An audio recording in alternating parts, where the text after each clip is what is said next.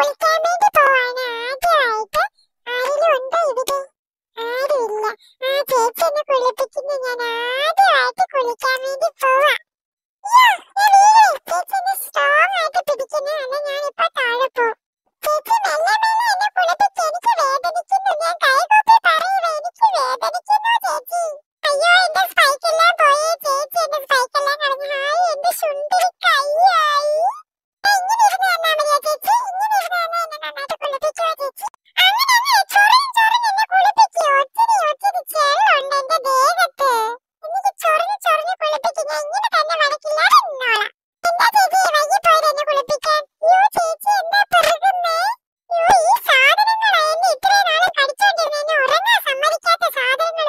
ചേച്ചി കാണിച്ചപ്പോഴത്തേക്ക് ഇത്രയും സാധനമാണ് ഞാൻ കൊണ്ടു നടന്നതെന്ന് എനിക്ക് മനസ്സിലായി. എന്റെ കുഞ്ഞു ശരീരത്തിൽ എന്തുമാത്രം സാധനങ്ങളായി അവസാനം ഞാൻ കുളിച്ചു കഴിഞ്ഞിരിക്കുന്നു.